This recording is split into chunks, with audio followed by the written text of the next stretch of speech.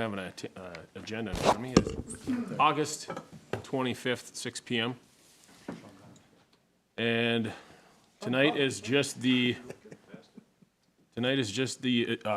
budget workshop. So it sounds like we'll have Connie be presenting to us. And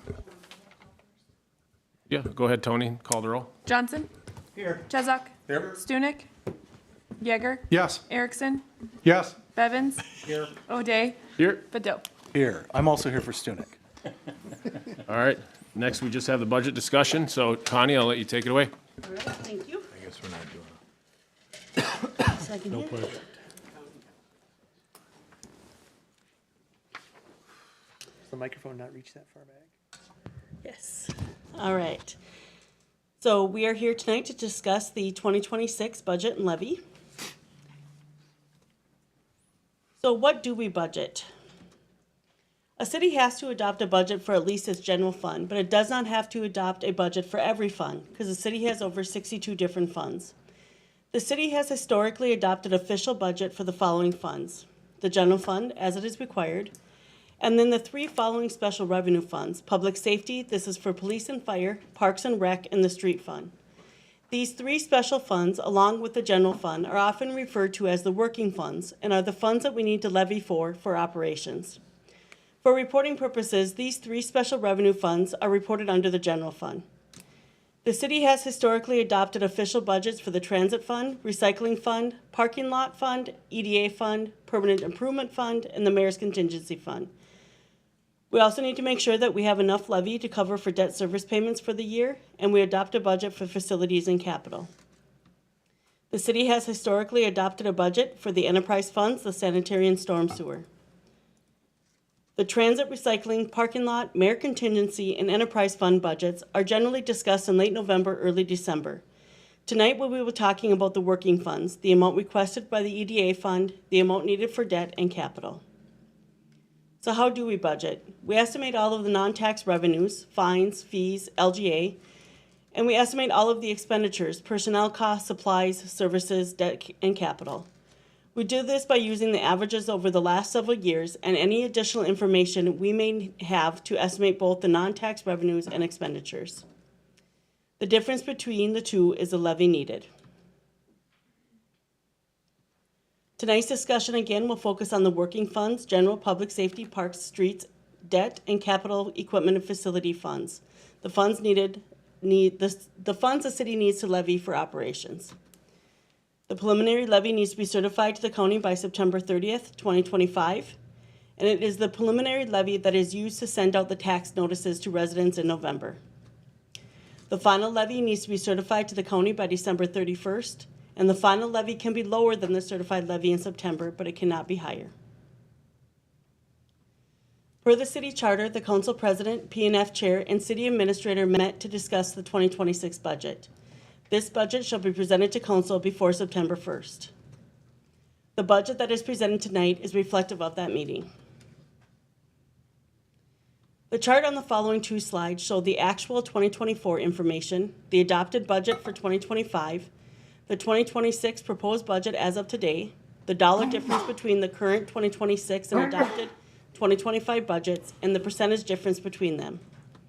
We start by estimating the operating expenditures, broken out by personnel services, supplies, services, and transfers out. The operating expenditures total $14,177,505 and is a $752,199 increase, or 5.6% difference from the 2025 budget. We will discuss each in more detail later. Then we need to look at the levy needed for facilities and capital equipments of the city. It is currently set at $1,180,927 and is the same as the budget was in 2025. We have to consider the levy to make debt service payments. The levy is currently at $765,000 and is the same levy as which it was in 2025. We need to consider the amounts needed for other levies, those set by charter, and for the library, EDA, and airport. The EDA and airport have requested increases. The library has not made a request as of today, but it is forthcoming. The current budget has kept the library and EDA the same as the 2025 amounts. And the airport is currently at $215,000 as requested by the Airport Commission, and is a $214,000 increase over last year. So without the requested increase for the library and the EDA, the total estimated expenditures total $17,423,334, which is $980,813 or 5.97% increase over the 2025 budget. Now we need to look at the non-property tax revenues. For 2025, the current amount is $9,340,548, which is $92,162 or 1% more than the 2025 budget. The city also needs to take into consideration any additions or uses of fund balance. 2026 is an election year, so 2026, the city decreases the fund balance by $15,000, which is what the city increased in 2025 in planning for the 2026 election. Use of the one-time public safety aid that was received in 2023. Council direction in 2024 was to fund the additional 1.5 sworn officers at 100% with the aid, 66% in 2025, and 33% in 2026. Council direction from the first meeting in August of 2024 was to use the public safety aid to pay for the increase in the records management software. The city cannot get the source bill funding in 2026 to pay for the software. Therefore, the entire cost of the records management software is being paid for by public safety aid in 2026. The city has a fund balance policy to be within 35 to 50% of the current year's expenditures. At December 31st, we were at 23%. Currently, there is nothing in the budget for the city to get closer to meeting the policy. Now that we have estimated all of the expenditures, the non-property tax revenues, the difference of the amount of the levy needed, which is currently $7,966,136, or a 12.23% increase over the 2025 levy.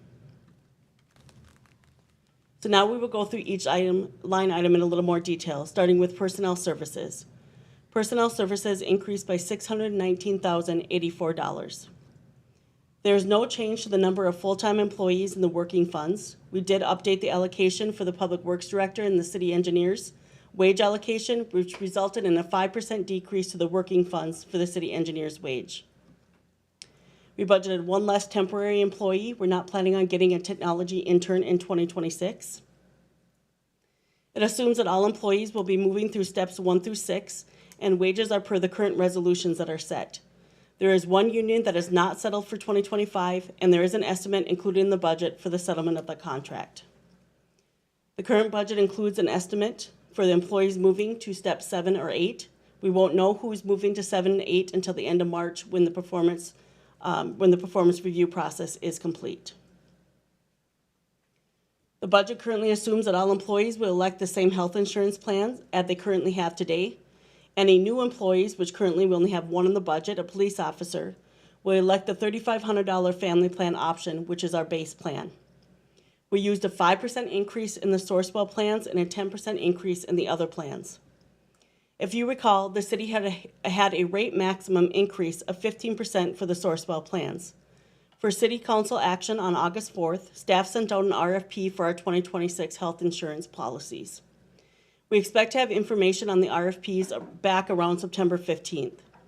As discussed with the PNF Chair and Council President, the Council may want to consider holding a special meeting to set the preliminary budget after the budget can be updated based on the quotes received. The current budget includes a 5% increase in workers' comp rates and have the experience mod going from 0.9 to 0.89 from 8.9 in 2025. Staff is still working with our local insurance agent to get better estimates. There are no changes to the para rates or the employer-paid life insurance premium. The employer-paid long-term disability premium decreased from 15 cents per $100 of payroll to 13.5 cents per $100 of payroll.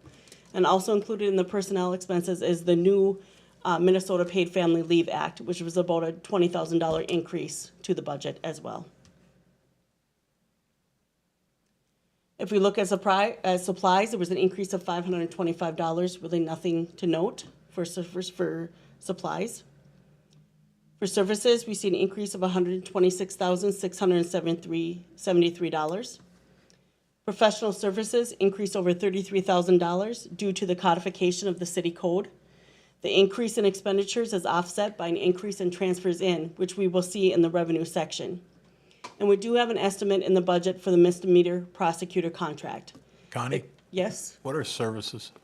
Services would be your professional services, your leases, oh geez. And that went up how much? 100 and, Went up $126,673. thank you. The current misdemeanor prosecutor contract expires the end of this year, and staff assumed an increase based on the current contract. Computer support increased by approximately $33,600. This does include 2 new software subscriptions. We have GoodPoint Technology, which is a pavement management software, and Next Request, which is a data request management software. And the budget also includes an estimated increase for existing software. The budget assumes that we will continue to lease vehicles. Lease expense increased just over $10,000. Rent expense decreased by $30,000 since we are not doing the screening of the street sweeping materials.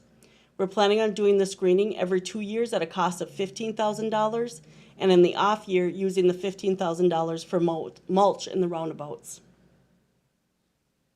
The current budget does reflect the high end of the recommended increases in the League of Minnesota City budget guide for the rates, values, exposure, and changes in the experience mod for insurance. The resulted overall increase was 11% for property insurance, 27% for liability, 23% for auto, and 11% for equipment, for a total dollar increase of insurance of just over $44,400. Again, staff is continuing to work with our local insurance agent to get better estimates. Transfers out increased by $5,917. This change is due to updating the amount to be transferred to the Fire Capital Fund per the Fire Advisory Board agreements. The capital levy is expected to stay the same. We're not proposing an increase of the levy at this time. The current levy can fund the current proposed plan. The following 2 slides detail the proposed capital expenditures for 2026. Nothing has changed from when the council reviewed in July until we get to the Public Works Parks, which is on the next slide. We do have the amount that will be transferred to the working funds to pay for the codification of the city code. When the council reviewed the capital plan in July, we did not have the park board's facility projects in the budget, which now total $106,000. $6,000 is for the stone arch roof assembly and $100,000 for the main playground at Memorial Park. The total cash to be spent in 2026 is $7,809,211. The park board did request $457,386 to be added to the long-term capital maintenance account. This is net of their request of $563,386, less the planned facility projects for 2026. This also includes the $100,000 that the council cut from capital last year and is what was presented by the park board at the August 18th council meeting. Therefore, the total planned capital is $8,266,597. If we take a look at the 5-year portion of the long-term capital plan, we see the levy at the $1,180,927, as well as the additional funding of the Fire Advisory Board's plan. We see the $7,809,211 of cash expenditures from the previous slide. There is a $475,386 increase in the amount set aside for the park's long-term capital maintenance projects. And of course, this funding level is not guaranteed in future years. With the bonding of $5,160,000 for the fire station remodel, we currently have a positive cash flow over the next 5 years. If we look out to 2031, we have an estimated negative cash flow of about $125,000, and then we go about $1 million in the negative in 2025 and beyond. Some of this will work itself out over the next couple of years. The debt levy we're proposing is zero change. Again, the debt levy is to pay for the August 1st, 2026 and February 1st, 2027 debt payments. The current levy is as presented with the assumptions detailed in the memo from the August 18th council meeting and using fund balance of $55,416 to keep the debt levy as the same for 2026. Then we have the other levies. We have the other levies that are included in the charter, such as permanent improvement, senior programs, arboretum, green space, organization, community action, and programs and events. The levies that are in the charter are a percentage of the previous year's total levy.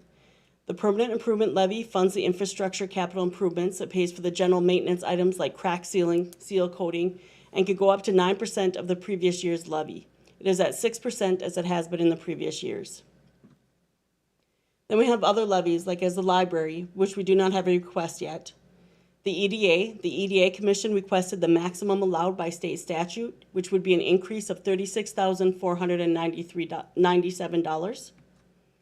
The airport requested a $215,000 appropriation from both the city and the county, and this is an additional $214,000 from 2025.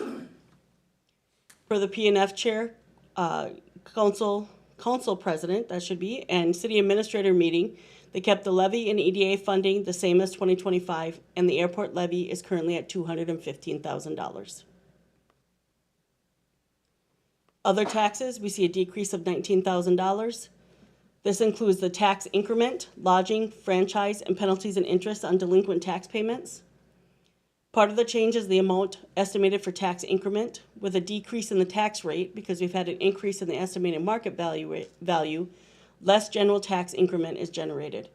The other part is we're seeing a decrease in the cable franchise fee that is calculated. Continuing on with revenues, we have license and permits, which are an increase of $57,505. Staff proposed an increase in building permit revenue of $34,000. PNF Chair and Council President have building permit revenue is currently at $300,000, which is $54,000 over the 2025 budgeted amount. We have grants and aids, which is an increase of $8,044. The certified amount of LGA for 2026 is $5,255,866, is an increase of just under $11,000 from 2025. Our revenue from other governments increased by $33,931. We're budgeting $25,000 and $15,000 from the airport to pay for finance and HR services respectively. We have a decreased estimated reimbursement from Sourcewell for one less intern for technology. And as I stated before, we don't have the numbers yet from the misdemeanor prosecutor, but it assumes the same split from Baxter and Nisswa to pay for the misdemeanor prosecutor contract as we had in 2025. Charges for services increased by $1,781. This is the amount that the city is to receive from the Fire Advisory Board air service areas that increased by $29,300. This amount was set in February of 2025. And we are budgeting a decrease in park programs, generally from concessions in the campground, to be more in line with actuals from previous years.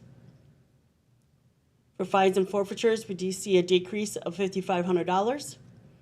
We are adjusting court fine revenue based on historical data. For our other revenues, we see an increase of $23,400. We have an increased interest income by $35,000 to be more in line with previous years. We decreased the estimated proceeds from turning in leased vehicles by $13,500. And we kept the pilot, the payment in lieu of taxes from BPU, the same as in 2025. The last time the pilot rates were last updated was July of 2022.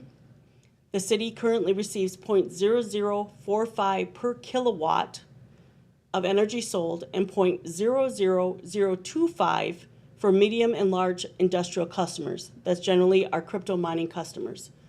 We're actually seeing a decrease in the pilot due to things becoming more energy efficient. We're not selling as many kilowatts.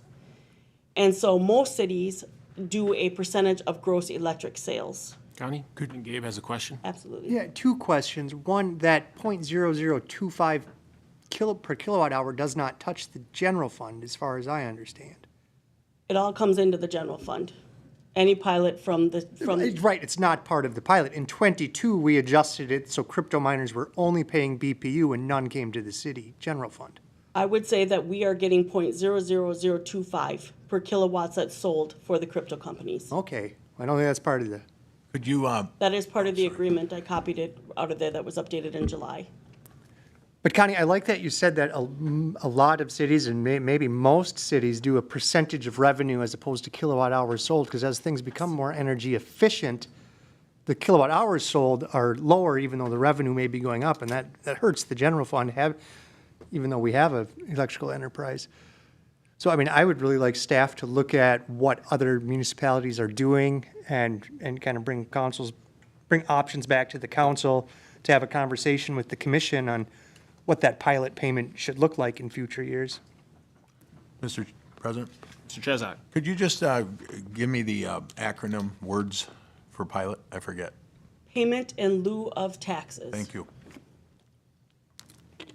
So what I'm hearing is you're directing staff to try to come up with a different allocation for the pilot with BPU. It's a workshop. I'm getting mixed signals on whether we vote or not, but that's what I would like to see. So I just kind of looked around and I saw some other nodding heads. I think it's worth looking at and having staff dig into at least. If we're falling behind what is common practice for cities our size, then that's something we should know. I think that's kind of what you're saying, right, Gabe? That's absolutely what I'm saying. Okay, Okay? all right. Go ahead, Connie. If we look at transfers in, is a decrease of $8,000. And it's just the difference of what we're transferring from the capital fund for codification, which is $50,000 in 2026, versus what we transferred for the comprehensive plan update and the street sweeping screening cost. That was $58,000, so that's a net difference of $8,000. So looking at a recap of everything just covered, the city would need to increase the levy by 12.23% for a balanced budget as of today. As mentioned, the final levy can be lower but not higher than the preliminary levy, and that the preliminary levy is what's used to send out property tax notices in November to the residents. Oftentimes when the preliminary levy is set, it is said that the final levy is not lowered. But this chart shows the previous 16 years of levy, the change of the final levy, the tax rate, the preliminary levy, and the percentage change of the preliminary levy to the previous year's final levy. The chart shows that for 9 out of the last 16 years, the final levy has been lower than the preliminary levy. And the actual levy increase has been 3.8% per year over the last 15 years, 3.13% over the last 10 years, and 2.97% over the last 5 years. If we were to assume that the final levy for 2026 is set at the $7,966,136, the 12.23% increase, then we see a levy increase of 4.78% per year for the last 15 years, 4.02% per year for the last 10 years, and 4.95% per year for the last 5 years. The tax revenue is the amount that the city levies. The only way for the city to get additional tax revenue is for the city to increase the levy. A change in the city's estimated mark value only changes how the pie is divided. So if the city's levy stays the same and the total tax capacity of the city increases, the tax rate decreases. If the levy stays the same and the tax capacity of the city decreases, the tax rate increases. The following chart shows the estimated market value for the city of the last 7 years and the percentage change for the last 6. 2023 and 2024 saw an estimated market value of 22.21 and 14.88% respectively, and they were significant and were like anything else we've ever seen before. This chart also shows the tax capacity and the percentage change.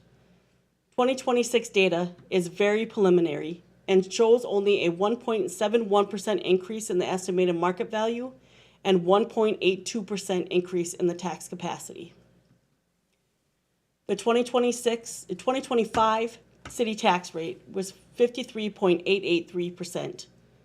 Assuming a 1.82% increase in the tax capacity, The table attempts to compute the city's tax rate based on various increases to the levy. This is my calculation. The actual tax calculations from the county come out in November and are based on the preliminary levy and are much more accurate than my calculation. With a 12.23% increase in the levy, it is calculated the tax rate would be about 59.395%. So is there any council direction, any council discussion or direction to staff before we wrap up what the next step would be? Does anybody have questions for staff? Mr. Yeager? Yeah, thank you, Mr. Chair. Just a quick question. We mentioned a fund balance policy of 35 to 50%. Where does that come from? Is that League of Minnesota Cities? Is that handbook for cities? What is it? Where does that come from? It is actually a recommendation from the state auditor's office, and that is because the city does not receive a significant source of revenue, property taxes, and LGA until the middle of June to July. So we need to have enough fund balance to operate in the first 6 months of the year. Yep. Okay, that's all. Thank you. Thank you. Mr. And Johnson? I would just add on, Kevin, you've probably read the news, but we lost an unfair labor practice lawsuit and Yep. that aided in $2 million. So we were there and Yep. we have goals of getting back, but we're not going to do it overnight. Yeah, my question was, what degree of urgency should we have? Me and Connie don't agree. But, I wasn't questioning the methodology. I was just wondering where the number came from, if it was. So basically, Kevin, we spend everything that we have at the end of the year, plus the revenue we receive in the first 6 months in order to operate in the first 6 months of the year. Yep, understood. Thank you. County's job is to make sure that we're following the rules, and our job is to make sure that we're saving our taxpayers as much money as possible while still providing the best services. So there lies the battle. If nobody has questions, obviously there's still some time. We don't have to set this levy yet. I think last year we started this conversation out around, was it 13%, Gabe? We were able to get down I think to we were 2. double digits last year when we started, got it down to single for the preliminary. I'd like to see the preliminary closer because this is the information people get mailed out to them, and that's when we start getting phone calls and questions on what's going on. When it's nowhere near what we end up in the end. Obviously, the issue with our estimates coming back or bids for insurance are a huge factor in this. We could save a lot of money there. And what Gabe just brought up with the pilot program, there's definitely some room there. I'm more comfortable pushing this back. I think this meeting is, essentially all we had to do was this information as of now. Correct, But we have until the 30th of September. correct. So let me just, sorry. So the next step, again, the preliminary levy can be set at the September 15th council meeting, or a special council meeting will need to be called. It needs to be done by September 30th, and our second meeting in September feels really early this year with the way this third Monday falls. We can discuss the current budget at the September 2nd council meeting. We can set another budget workshop for staff to provide additional information, possibly the week of September 22nd. We should hopefully have the RFPs back by then. And the final levy has to be certified to the county by December 31st. Okay. Johnson? Yeah, I'd like to wait as long as possible, to set the preliminary, because I'm pretty confident the final will be less than 8% this year. I'm thinking we can get to 5.8%, but we'll see. But I don't think there's a real good reason to send out a preliminary over 12% when we have question marks out there like health insurance and all that. So let's put it off until we can get those numbers more solidified to see where we are actually at. Okay. Mr. I'm President, on board with that. Yeah, Mr. Chesak. I just prefer kind of like Gabe to wait until perhaps the Monday, the 29th, I think it would be, have a special meeting. 29th, well, the 22nd was proposed. We could do the 29th too. Which But is if the we didn't week end of. up with a quorum, then we'd be in real trouble. So maybe we don't have to set it today either. No, We have two absolutely meetings not. before the 22nd where we could set up a special meeting. So maybe we just hold off and wait and see what information comes in over the next two meetings. Because maybe we can just set it at one of those two. Yep, exactly. Okay. So just for the record, the 2025 preliminary levy was set at an 8%. We ended up at a 2%. But in August, it was higher than 8. We Probably. got down to 8 for a preliminary. We're going to do the same this year, Connie. Let's go. Okay, sounds good. I'm with you, Gabe. All right. Let me know what I can do. Anybody else have questions or comments? Anything else from staff? That's all? Motion to adjourn. Motion to adjourn from Stunek, Second by the other old guy. second by the other old guy. All those in favor, say aye. Old guys rule. Aye. Same sign, we are adjourned. Good job. Thank you.